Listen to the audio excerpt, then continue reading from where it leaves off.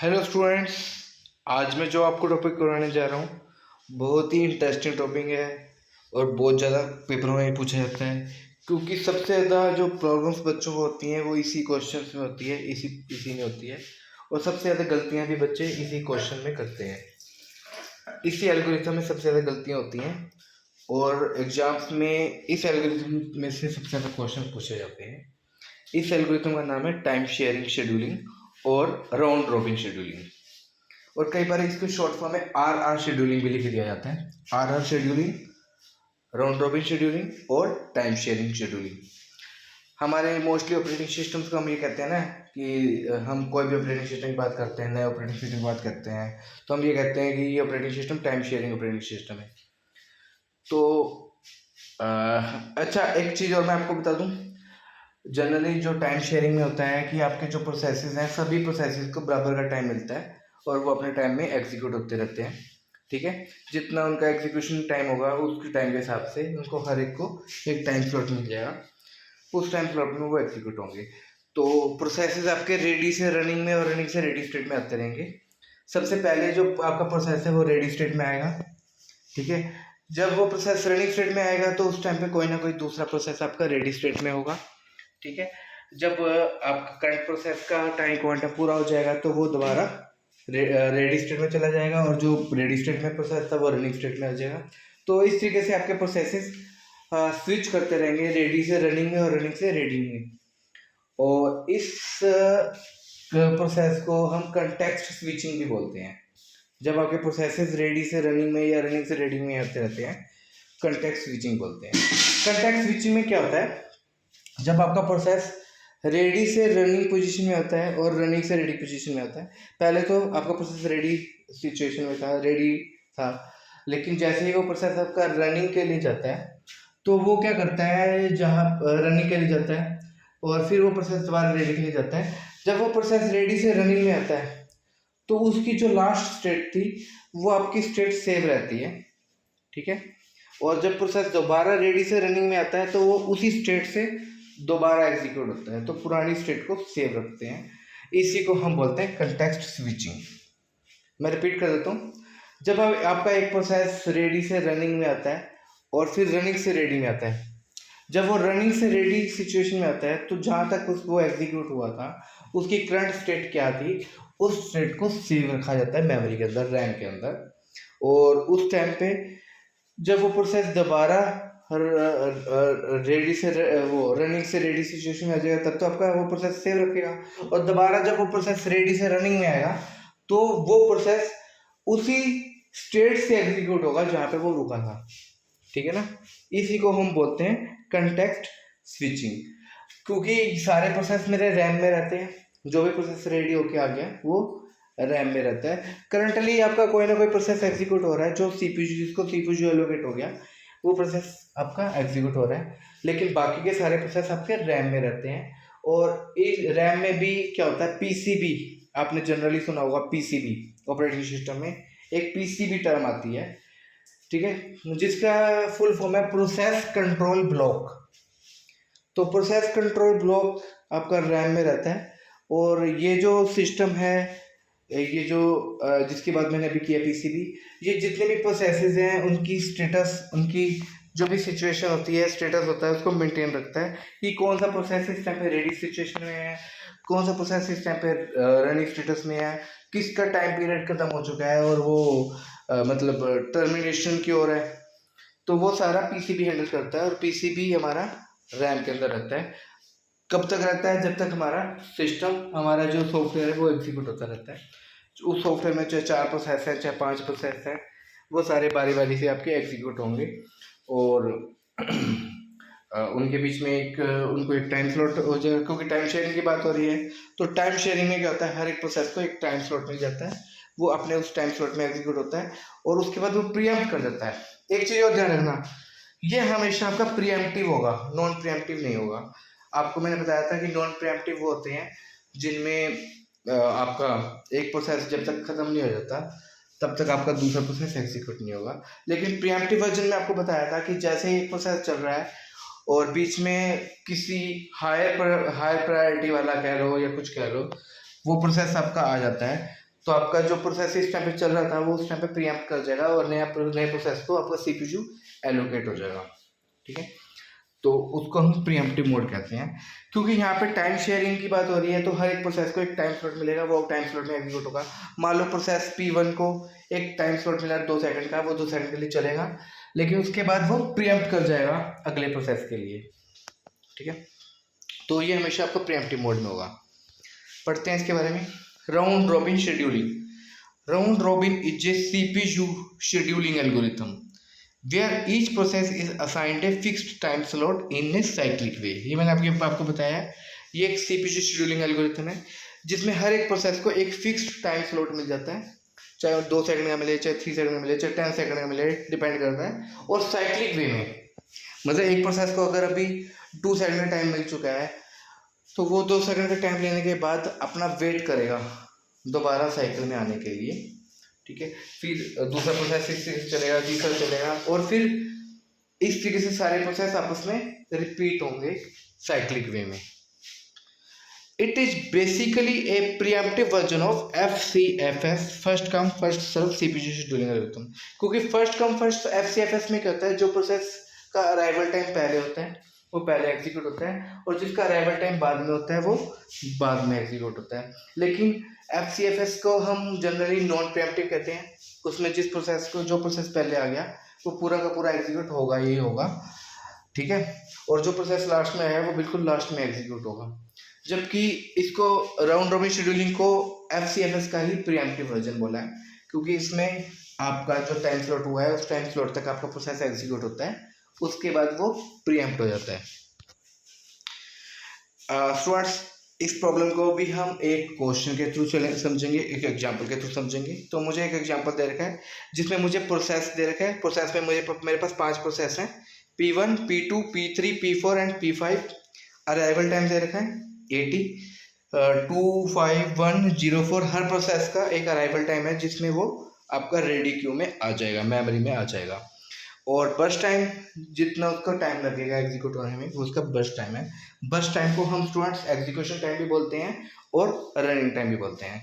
ये यहाँ पे दे रखा है हमारे पास 6, 2, 8, 3 एंड 4। तो टाइम क्वांटम स्टूडेंट्स दे रखा है 2 सेकंड, मतलब हर प्रोसेस 2 सेकंड का के लिए चलेगा और फिर वो प्रीएम्प्ट कर जाएगा। और हमें यहाँ पे एवरेज टर्न अराउंड टाइम निकालना है और एवरेज वेटिंग टाइम निकालना है। तो स्टूडेंट्स चलते हैं आगे। स्टूडेंट्स, पहले की तरह ही मैंने क्या किया, यहाँ पे मैंने कंप्लीशन टाइम कॉलम को सेट कर लिया, टर्न अराउंड टाइम का कॉलम को सेट कर लिया, वेटिंग टाइम कॉलम को सेट कर लिया। और स्टूडेंट्स, यहाँ पे मैंने एक लास्ट कॉलम और इंसर्ट किया है, रिस्पॉन्स टाइम। हालांकि रिस्पॉन्स टाइम के बारे में मैं बाद में आपको बताऊंगा, अभी तक हम पहले तीनों के बारे में पढ़ लेते हैं, completion time, turn around time और वेटिंग टाइम के बारे में। तो स्टूडेंट्स, यहाँ पे गैंट चार्ट के अलावा मैं एक और टेबल मेंटेन कर रहा हूँ। मैंने ऊपर लिखा हुआ है रेडी क्यू, बहुत ही ज़रूरी है। हमने पहले भी, अगर आप चाहो तो आप पिछले जो एग्जांपल हमने पढ़ चुके हैं, हमारी जो पिछली एल्गोरिथम रह चुकी हैं, उनमें भी आप रेडी क्यू को मेंटेन कर सकते हो। लेकिन मैंने वहाँ पे ज़रूरत नहीं समझी रेडी क्यू की, हमारे लिए वहाँ पे गैंट चार्ट काफ़ी था। लेकिन यहाँ पे रेडी क्यू की ज़रूरत बहुत ज़्यादा है, क्योंकि बहुत ही फास्टली स्विचिंग होगी हर प्रोसेस के बीच में। जैसे 2 सेकंड का टाइम है तो हर प्रोसेस में 2 सेकंड का टाइम मिलेगा हर एक प्रोसेस को, और प्रोसेस कई बार रिपीट भी होंगे। मान लो कोई प्रोसेस आपका, जैसे हम बात करें अगर P3 की, P3 का जो है बर्स्ट टाइम है वो 8 है, तो इसका मतलब है 4 बार रिपीट होगा। ये 8 का मतलब है, क्योंकि हर स्लॉट 2 सेकंड का है और इसको 8 सेकंड का इसका एग्जीक्यूशन टाइम है, तो ये 4 बार रिपीट होगा। ठीक है ना, जबकि पिछले प्रोसेसेस में ऐसा नहीं था, अभी तक हमने जो एल्गोरिथम्स किए हैं उसमें ऐसा नहीं था, लेकिन यहाँ पर ये ऐसा होगा। तो अब सीक्वेंस को मेंटेन करना बहुत ही ज़रूरी होगा यहाँ पे, क्योंकि गलती होने के चांसेस इसी सीक्वेंस में ही रहेंगे। तो इसलिए मैं यहाँ पे रेडी क्यू को मेंटेन करूँगा ताकि मेरी सीक्वेंस ना बिगड़े। जहाँ पे सीक्वेंस बिगड़ गई स्टूडेंट, समझो वहाँ पे आपकी गलती हो गई। तो सीक्वेंस का बहुत ज़्यादा ध्यान यहाँ पे रखना है, इसलिए मैंने एक और टेबल मेंटेन कर रहा हूँ यहाँ पे रेडी क्यू। ठीक है स्टूडेंट्स, चले आगे अगली स्लाइड पे। स्टूडेंट्स, अब हम देखते हैं कि सबसे पहले P4 का अराइवल टाइम 0 है, तो ये तो हमें ध्यान रखना ही है कि अराइवल टाइम जिसका 0 है वो सबसे पहले मेमोरी में आएगा, रेडी क्यू में आएगा। तो P4 रेडी क्यू में आ चुका है और रेडी क्यू में मैंने P4 को लिख दिया है। ये जो रेडी क्यू वाली मैंने नई टेबल बनाई है इसमें मैंने P4 को लिख दिया, ठीक है, क्योंकि अकेला है ये प्रोसेस और रेडी क्यू में है तो रनिंग के लिए भी सबसे पहले यही जाएगा। तो गैंट चार्ट में तो ये समझ लो कि गैंट चार्ट को मैंने रनिंग प्रोसेसेस के लिए रखा हुआ है और रेडी क्यू को मैंने रेडी प्रोसेसेस के लिए रखा हुआ है, क्योंकि कुछ प्रोसेसेस मेरे रेडी रहेंगे और कुछ प्रोसेसेस मेरे रनिंग में रहेंगे, ठीक है। तो रेडी और रनिंग के बीच में ये स्विचिंग चलती रहेगी। तो P4 पहले रेडी में था, अब ये गैंट चार्ट में भी मैंने इसको लिख दिया, तो ये रनिंग सिचुएशन में आ गया। और इसको मैंने इसका अराइवल टाइम मैंने लिखा है गैंट चार्ट में 0 और इसका लास्ट टाइम जो मैंने यहाँ पे लिख रखा है वो 2 लिखा है, क्योंकि ये 2 सेकंड का टाइम क्वांटम लिखा हुआ है ना, तो ये सिर्फ 2 सेकंड के लिए चलेगा P4। अब स्टूडेंट्स अगर हम ऊपर वाली टेबल में देखें तो जब P4 आपका 2 सेकंड के लिए चलेगा तो P3 का जो अराइवल टाइम 1 था और P1 का अराइवल टाइम 2 था। इसका मतलब उस बीच में जब ये रन कर रहा होगा तो P3 भी हमारा रेडी क्यू में आ जाएगा और P1 भी रेडी क्यू में आ जाएगा। ये हम नेक्स्ट स्लाइड में देखते हैं। ये देखो ये देखो स्टूडेंट्स, P4 मेरा चल रहा था और इस दौरान रेडी क्यू में P3 भी आ गया और P1 भी आ गया। P4 को स्टूडेंट्स मैंने यहाँ पे क्रॉस कर दिया है, पहला जो P4 था उसको मैंने यहाँ पे क्रॉस कर दिया। अब P3 और P1 है। और आप एक चीज और नोट करना, जब भी एक प्रोसेस आपका चल रहा होगा, जैसे P4 चल रहा था उस टाइम पे 2 प्रोसेस मेरे मेमोरी में आए। कौन कौन से? P3 और P1। ऑर्डर वही रखना है जिस ऑर्डर में हुआ है। पहले P3 आया था क्योंकि P3 का अराइवल टाइम 1 था और फिर P1 आया क्योंकि उसका अराइवल टाइम 2 था। तो दोनों प्रोसेसेस को मैंने P4 के बाद यहाँ पे जो मेरी रेडी क्यू वाली टेबल है इसमें मैंने लिख दिया, ठीक है। अब स्टूडेंट्स जब भी नए प्रोसेसेस आएंगे तो पहले तो नए प्रोसेसेस लिखे जाएंगे और फिर अगर करंट प्रोसेस का टाइम अभी बचा हुआ है तो फिर वो लिखा जाएगा, क्योंकि मैंने P3 और P1 वहाँ पे लिख दिए। अब देखो P4 का जो है 2 सेकंड बीत चुके हैं। मैंने ऊपर वाली टेबल में भी एक चीज़ नोट करी है, मैंने 3 के आगे 1 लिख दिया है। इसका मतलब 3 में से 2 तो मेरे खत्म हो चुके हैं। अब बचा 1 सेकंड, 1 सेकंड बचा हुआ है ना अभी, तो इसका मतलब P4 का भी टाइम बचा हुआ है। तो इसलिए मैंने P3 P1 के आगे P4 को दोबारा से लिख दिया। तो सीधी सी बात है स्टूडेंट्स, जब भी आपका एक प्रोसेस एग्जीक्यूट हो रहा होगा उस टाइम पे अगर कोई नए प्रोसेस मेमोरी में आ जाते हैं तो उनको पहले लिखेंगे और फिर उसके बाद अगर करंट प्रोसेस में अभी टाइम बचा हुआ है तो उसको लिखा जाएगा। तो इसलिए मैंने यहाँ पे P4 को दोबारा से लिख दिया क्योंकि P4 का अभी 1 सेकंड बचा हुआ है। अब आगे चले स्टूडेंट्स। अब P4 के बाद हमने एग्जीक्यूट किया P3 को। रेडी क्यू में देखो, रेडी क्यू में पहले हमने P4 को एग्जीक्यूट किया सबसे पहले, फिर दूसरे नंबर पे हम P3 को एग्जीक्यूट कर रहे हैं। P3 भी आपका 2 सेकंड के लिए चलेगा, तो 2 से स्टार्ट किया, 2 + 2 4 और ऊपर हमने क्या किया, P3 में से जो मेरा P3 था उसमें से हमने 2 माइनस कर दिया, तो 8 के बाद मैंने 6 लिख दिया। मतलब 8 इसका बर्स्ट टाइम था लेकिन अब बर्स्ट टाइम इसका 6 रह चुका है। और अब क्योंकि आपके 4 सेकंड बीत चुके हैं, P3 जब एग्जीक्यूट होगा 4 सेकंड बीत चुके हैं और 4 सेकंड में मेरे पास नया प्रोसेस कौन सा मेमोरी में आया, P5, क्योंकि P5 का अराइवल टाइम क्या है 4 और 4 ही मेरे सेकंड बीत चुके हैं। इसका मतलब अब P5 मेमोरी में आ जाएगा। तो सबसे पहले तो नया प्रोसेस मेमोरी में लिखते हैं, रेडी क्यू में लिखेंगे जो नया प्रोसेस मेरे पास आया है। रेडी क्यू में नया प्रोसेस मेरे पास आया है P5, तो मैंने P4 के आगे यहाँ पे P5 लिख दिया। ऊपर देखो रेडी क्यू में, तो रेडी क्यू में मैंने P5 लिख दिया। पहले तो जो नया प्रोसेस मेमोरी में आएगा रेडी क्यू में आएगा उसको लिखा जाएगा। फिर अगर करंट प्रोसेस मेरा कौन सा चल रहा था, P3 चल रहा था और P3 में से अगर आपका टाइम बचा है, क्योंकि बचा भी है 8 में से आपके 6 सेकंड 2 सेकंड ही तो गए हैं, अभी 6 सेकंड तो बचे हुए हैं, तो फिर हम P3 को दोबारा से रिपीट कर देंगे। तो मैंने P5 के बाद यहाँ पे P3 लिख दिया। ये मैंने एरो के थ्रू दिखा भी रखा है, पहले मैंने P5 लिखा और फिर मैंने P3 लिख दिया। तो पहले तो नया प्रोसेस जो मेमोरी में आएगा उसको लिखेंगे, अगर नहीं आएगा तो वो अलग बात है, अगर आएगा तो उसको लिखेंगे और फिर करंट प्रोसेस का अगर टाइम बचा हुआ है तो फिर उसको लिखा जाएगा। इसलिए मैंने P3 को दोबारा लिख दिया। अब स्टूडेंट्स रेडी क्यू में चलते हैं स्टार्टिंग में। तो पहला प्रोसेस आपका एग्जीक्यूट हो चुका है P4, दूसरा प्रोसेस P3 एग्जीक्यूट हो चुका है। अब है P1 की बारी। अब P1 चलेगा अपने 2 सेकंड्स के लिए। तो फ्रेंड्स मैंने P1 को 2 सेकंड के लिए चला दिया और ऊपर भी मैंने P1 में से 2 सेकंड माइनस कर दिए। तो पहले 6 सेकंड थे इसके, अब इसके 4 सेकंड रह चुके हैं। टेबल में मैंने 6 के बाद 4 लिख दिया है बर्स्ट टाइम में। और अब स्टूडेंट्स जब 6 सेकंड बीत चुके हैं तो आपका नया प्रोसेस कौन सा मेमोरी में आया है? P2। तो पहले क्या लिखा जाएगा? नया प्रोसेस लिखा जाएगा। तो पहले मैंने नया प्रोसेस लिखा है P2, ठीक है। और फिर अगर करंट प्रोसेस का टाइम बचा हुआ है, क्योंकि करंट प्रोसेस का टाइम तो बचा है, करंट प्रोसेस में 6 सेकंड थे जबकि 2 सेकंड ही तो बचे हैं अभी। अब बीते हैं, अभी 4 सेकंड तो बचे हुए हैं। तो पहले मैंने नया प्रोसेस लिखा P2 और फिर करंट प्रोसेस जो मेरा अभी टाइम बचा हुआ है P1 का, तो P1 को लिख दिया। तो पहले तो नया प्रोसेस जो मेमोरी में आएगा वो लिखेंगे, फिर करंट प्रोसेस जो भी चल रहा था उसको लिखेंगे। तो रेडी क्यू में ये सीक्वेंस का बहुत ज़्यादा ध्यान रखना जरूरी है। ये सीक्वेंस आपकी रेडी क्यू में अगर बिगड़ गई ना तो आपका क्वेश्चन, आपका आंसर गलत हो जाएगा, आपका सोल्यूशन गलत हो जाएगा स्टूडेंट्स। इस बात को जान के चलना। तो अब स्टूडेंट्स हमारे P4, P3 और P1 एग्जीक्यूट हो चुके हैं रेडी क्यू में स्टार्टिंग से। अब P4, P3, P1 के बाद हम दोबारा से P4 को एग्जीक्यूट करेंगे। तो P4 को दोबारा से एग्जीक्यूट करेंगे। तो P4 का तो स्टूडेंट्स 1 ही सेकंड बचा हुआ था, तो 6 + 1 1 सेकंड के लिए चलेगा। 6 + 1 7 और वहाँ पे मैंने 1 के आगे 0 लिख दिया। इसका मतलब P4 प्रोसेस मेरा कंप्लीट हो चुका है। अब हम P4 को आगे कहीं भी लेंगे ही नहीं, यूज़ ही नहीं करेंगे, क्योंकि स्टूडेंट्स P4 जब एग्जीक्यूट हो रहा था तो कोई भी नया प्रोसेस मेमोरी में नहीं आया ना, क्योंकि सारे प्रोसेस तो ऑलरेडी मेमोरी में आ चुके हैं।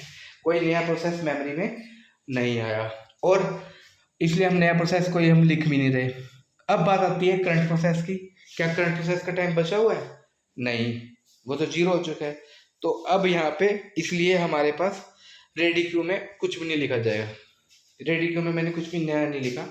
P2 P1 थे लास्ट में और वो अभी भी वैसे के वैसे ही हैं। तो अब स्टूडेंट मैंने 4 प्रोसेस स्टार्टिंग में चला लिए रेडी क्यू के। रेडी क्यू का पहला प्रोसेस था P4, फिर P3, फिर P1 और फिर P4। अब फिर आता है P5 की बारी। अब मैं P5 को एग्जीक्यूट करूँगा। तो P5 को एग्जीक्यूट किया 2 सेकंड के लिए, तो 7 + 2 9 और ऊपर भी मैंने टेबल में क्या किया, 4 के बाद 2 लिख दिया। मतलब 2 सेकंड तो इसके बीच चुके हैं और बाकी के भी इसके 2 सेकंड बचे हुए हैं। अब स्टूडेंट्स जैसे P5 एग्जीक्यूट होगा तो कोई नया प्रोसेस मेमोरी में नहीं आएगा। अब ये समझ लो कोई नया प्रोसेस तो मेमोरी में आएगा ही नहीं, सारे प्रोसेस मेरे पास मेमोरी में आ चुके हैं। और बात करते हैं अब अगर करंट प्रोसेस की, तो इसके 2 सेकंड बचे हुए हैं। तो P2 P1 के बाद मैंने लास्ट में P5 लिख दिया, ठीक है। जो प्रोसेस अभी करंट में चलेगा अगर उसका टाइम बचा हुआ है तो वो हम आगे सीक्वेंस में लिखते रहेंगे। तो इसलिए मैंने रेडी क्यू में लास्ट में P5 को दोबारा से लिख दिया। अब स्टूडेंट्स आपके पहले 5 प्रोसेस चल चुके हैं रेडी क्यू के हिसाब से, P4, P3, P1, P4 और P5। अब चलेगा students P3। Next process is P3। P3 के भी अपने 2 सेकंड के लिए चलेगा। 9 + 2 11 और ऊपर भी मैंने क्या किया, 8 6 के बाद मैंने 4 लिख दिया। मतलब अब इसके 4 सेकंड बच गए हैं। पहले 8 सेकंड थे ना, उसमें से 2 चले गए, 6 रह गए, 6 में से 2 गए, 4 रह गए। अब इसके 4 सेकंड रह चुके हैं P3 के, ठीक है। और नया प्रोसेस कोई मेमोरी में आएगा नहीं, सारे प्रोसेस ऑलरेडी मेमोरी में है, लेकिन इसका टाइम बचा हुआ है तो मैं रेडी क्यू में P3 को लिख दूंगा। तो लास्ट में मैंने P3 को लिख दिया, ठीक है स्टूडेंट्स, समझ में आ रही है ना। अब P3 के बाद मैं नेक्स्ट प्रोसेस क्या लिख रहा हूँ, P2। अब मैंने गैंट चार्ट में नेक्स्ट क्या लिखा, P2 अपने 2 सेकंड के लिए चलेगा। 11 + 2 13 और ऊपर भी मैंने क्या किया, P2 को, क्योंकि P2 का बर्स्ट टाइम ही 2 था और वो अब 0 हो चुका है तो मैंने 2 के बाद 0 लिख दिया। इसका मतलब 2 प्रोसेस मेरे कंप्लीट हो चुके हैं, एक P4 मेरा कंप्लीट हो चुका है और P2 कंप्लीट हो चुका है, ठीक है। तो और नया प्रोसेस कोई मेमोरी में आया नहीं, P2 कंप्लीट हो चुका है। तो मैं अब रेडी क्यू में आगे कुछ भी नहीं लिखूंगा। तो मैंने अभी रेडी क्यू के आगे कुछ भी नहीं लिखा। लास्ट जो प्रोसेस था P3 था वो एज इट इज़ है, मैंने कुछ भी नए प्रोसेस का जिक्र रेडी क्यू में नहीं किया अभी। अब स्टूडेंट्स हमारे पास अगर रेडी क्यू में देखा जाए तो हमने P4 को एग्जीक्यूट कर लिया स्टार्टिंग से, P3 को एग्जीक्यूट कर लिया, P1 को एग्जीक्यूट कर लिया, P4 को एग्जीक्यूट कर लिया, P15 को एग्जीक्यूट कर लिया, P3 को एग्जीक्यूट कर लिया, P2 को एग्जीक्यूट कर लिया। अब बारी आती है P1 की, है ना। तो P1 अपने 2 सेकंड के लिए चलेगा, 13 + 2 15, लेकिन ऊपर 4 थे लास्ट में, तो 4 में से 2 और माइनस हो गए, तो 4 प्लस तो अब कितने रह गए 2, तो मैंने 6 4 के बाद 2 लिख दिया, मतलब P1 के 2 सेकंड बचे हैं सिर्फ, ठीक है। और क्योंकि नया प्रोसेस कोई मेमोरी में आया नहीं, लेकिन एग्जिस्टिंग प्रोसेस के अभी 2 सेकंड बचे हुए हैं, तो मैंने क्या किया, रेडी क्यू में लास्ट में P1 लिख दिया। P3 था ना लास्ट में पीछे, अब मैंने उसके आगे लास्ट में P1 लिख दिया कि P1 अभी एग्जीक्यूट होना है लास्ट में, ठीक है। अब तक स्टूडेंट्स हम अगर रेडी क्यू की बात करें तो हमने सीक्वेंस अभी तक तुम्हारी जो चल रही है वो सीक्वेंस क्या है, P4 P3 P1 P4 P5 P3 P2 P1। अब आता है P5 की बारी अगेन, तो P5 हम लेते हैं। P5 अपने 2 सेकंड के लिए चलेगा, जो बचे हुए हैं 15 + 2 17, और P5 में भी मैंने क्या किया, 2 के बाद 0 लगा दिया, मतलब अब इसके P5 भी मेरा प्रोसेस जो है वो कंप्लीट हो चुका है, इसके 0 सेकंड बचे हैं। तो अब मेरे 3 प्रोसेस कंप्लीट हो चुके हैं, P2 P4 और P5, 2 बचे हुए हैं अभी P1 और P3, ठीक है। तो इसलिए मैंने ऊपर भी कुछ नहीं लिखा, क्योंकि ये प्रोसेस तो 0 हो चुका है, इसका कोई टाइम नहीं बचा, तो मैंने रेडी क्यू में भी कुछ नहीं लिखा। अब स्टूडेंट्स P5 के बाद मेरे पास जो नेक्स्ट प्रोसेस आता है मेमोरी में वो आता है P3, तो मैंने P3 लिखा। P3 अपने 2 सेकंड के लिए चल रहा है, 17 + 2 19, और ऊपर भी मैंने क्या किया, P3 में से 2 माइनस कर दिए, तो 8 6 4 के बाद मैंने 2 लिख दिया, ठीक है। तो अभी क्योंकि इसके सेकंड बचे हुए हैं, 2 सेकंड बचे हुए हैं, तो मैंने इसको गैंट चार्ट में भी सॉरी गैंट चार्ट में नहीं, रेडी क्यू में भी मैंने इसको दोबारा से लिख दिया। मैंने रेडी क्यू में देखो P1 था ना लास्ट में, तो P3 को मैंने लास्ट में लिख दिया। अब स्टूडेंट्स मेरे पास कौन सा एग्जीक्यूट होना है, P1, तो P1 अपने 2 सेकंड के लिए चलेगा, 90 + 2 21, और मैंने ऊपर भी क्या किया, P1 को 0 कर दिया। अब P1 भी मेरा कंप्लीट हो चुका है, अब बस से एक ही बचा है P3, तो P3 को आगे चलाएंगे 2 सेकंड के लिए, तो 21 + 2 23। अब मेरे सारे प्रोसेस कंप्लीट हो चुके हैं, सीक्वेंस में कंप्लीट हो चुके हैं। अब अगर स्टूडेंट इसी तरीके से आप चलोगे ना रेडी क्यू बनाते हुए, तो मतलब ही नहीं आपकी कोई गलती आने के चांसेस बने। अब स्टूडेंट्स मैं कंप्लीशन टाइम लिख सकता हूँ। स्टूडेंट ये करने से पहले ना मैं आपको RT के बारे में और बता दूँ। RT का मतलब होता है रिस्पॉन्स टाइम। रिस्पॉन्स टाइम क्या होता है, CPU का जो पहला टाइम है, CPU first time minus arrival time. अब देखो अगर हम गैंट चार्ट की बात करें, तो गैंट चार्ट में स्टार्टिंग में अगर हम बात करें तो P4 प्रोसेस था, P4 प्रोसेस का रिस्पॉन्स टाइम था, वो कैसे निकालेंगे हम, 0। एक मिनट फॉर्मूला मैं बताता हूँ आपको, फॉर्मूला क्या है इसका फॉर्मूला है, पहले फॉर्मूला लिख लो आप, CPU first time minus arrival time, CPU first time minus arrival time is equal to response time. अब हम बात करें अगर P1 की, आप गैंट चार्ट में देखो, गैंट चार्ट में P1 का स्टार्टिंग टाइम क्या है, P1 का स्टार्टिंग टाइम स्टूडेंट 4 है। देखो सबसे पहले गैंट चार्ट में P4 आता है, फिर P3 आता है, फिर P1 आता है ना स्टार्टिंग में, और P4 का स्टार्टिंग में मैंने क्या लिखा है 4, तो इसका मतलब CPU फर्स्ट टाइम है इसका 4, और इस 4 में से अगर मैं अराइवल टाइम को माइनस कर दूं, मतलब 4 में से अराइवल टाइम इसका क्या है 2 है, तो 4 - 2 कर दूं तो मेरे पास 2 आता है, 2 इसका रिस्पॉन्स टाइम यहाँ पे हो जाएगा। इसी तरीके से स्टूडेंट्स आगे P2 की बात करें तो P2 को देखें हम गैंट चार्ट में, P2 स्टूडेंट्स P2 का जो स्टार्टिंग टाइम आता है वो 11 आता है, CPU फर्स्ट टाइम जो आता है इसका 11 आता है, 11 में से इसका अराइवल टाइम माइनस कर देंगे, अराइवल टाइम क्या 5 है, तो 11 - 5 = 6। इसी तरीके से स्टूडेंट्स P3 की बात करें तो गैंट चार्ट में P3 आता है, P3 का जो CPU फर्स्ट टाइम है वो 2 है, 2 में से हम इसका अराइवल टाइम माइनस करेंगे जो कि 1 है, 2 - 1 = 1। इसी तरीके से स्टूडेंट्स P4 की बात करें तो P4 का CPU फर्स्ट टाइम है 0, तो 0 में से अराइवल टाइम जो कि 0 ही है, तो 0 में से 0 माइनस करेंगे तो आंसर 0 ही आ जाएगा। इसी तरीके से स्टूडेंट्स P5 की बात करें तो P5 का जो CPU फर्स्ट टाइम है वो 7 है। 7 में से हम अराइवल टाइम जो कि 4 है उसको माइनस करेंगे तो 3 आ जाएगा। ये जो CPU फर्स्ट टाइम है ना हम गैंट चार्ट में देखते हैं, ठीक है। अब स्टूडेंट्स ये तो खैर रिस्पॉन्स टाइम की बात हो रही थी कि रिस्पॉन्स टाइम कैसे निकालते हैं। हम वापस अपनी उसी टेबल पे आ जाते हैं जो अभी तक हम करते आए हैं। हम यहाँ पे कंप्लीशन टाइम निकाल लेंगे। कंप्लीशन टाइम हमेशा राइट साइड से निकाला जाता है, मैंने बताया था स्टूडेंट्स। तो राइट साइड से अगर हम देखें तो P1 जो कंप्लीट हो रहा है वो 21 पे कंप्लीट हो रहा है। तो P1 का कंप्लीशन टाइम 21 है। P2 को राइट साइड से देखा जाए तो P2 का राइट 13 पे कंप्लीट हो रहा है। P3 का कंप्लीशन टाइम 23 है। इसी तरीके से राइट साइड से ही देखें गैंट चार्ट में तो P4 का कंप्लीशन टाइम 7 आया और P5 का कंप्लीशन टाइम 17 आया। ये मैंने ऊपर की टेबल में लिख भी लिए।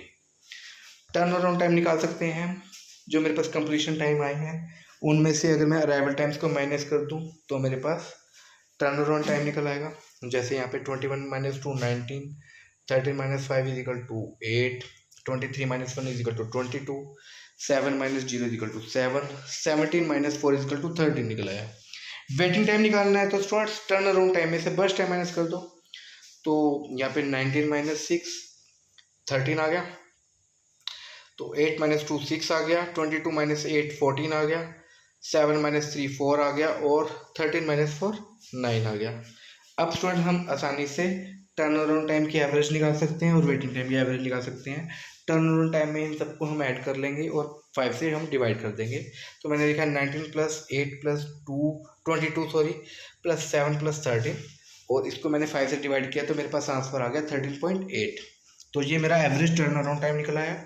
इसी तरीके से अगर मुझे एवरेज वेटिंग टाइम निकालना है तो मैंने किया 13 प्लस 6 प्लस 14 प्लस 4 प्लस 9 इसको डिवाइड किया मैंने 5 से तो मेरे पास आया आंसर 9.2। तो इस तरीके से स्टूडेंट मैंने एवरेज वेटिंग टाइम निकाल लिया। आपको मेरा वीडियो कैसा लगा कमेंट सेक्शन में बताइएगा, लाइक कीजिएगा, शेयर कीजिएगा और स्टूडेंट्स आपसे एक रिक्वेस्ट है सब्सक्राइब करवाते रहिए अपने फ्रेंड से, ठीक है। चाहे उसको इंटरेस्ट हो या ना हो क्योंकि कहीं ना कहीं इंटरेस्ट बनेगा। मान लो अगर जो मैं करंट वीडियोस करवा रहा हूँ वो उसको लगता है कि उसके लिए इम्पोर्टेंट नहीं है तो मेरे कुछ ऐसे वीडियोस भी होंगे जो उसके लिए बहुत इंपॉर्टेंट होंगे और आगे मैं वीडियोस बनाऊंगा भी, ठीक है। तो सब्सक्राइब करवाना बहुत ज़रूरी है। अगर मुझे कोई मोटिवेशनल नहीं मुझे कुछ मोटिवेशन नहीं मिलेगा आपके सब्सक्रिप्शन से तो हो सकता है कि मैं वीडियोस बनाना छोड़ दूँ आपके लिए। तो वो आप करते रहिए please. Thank you very much.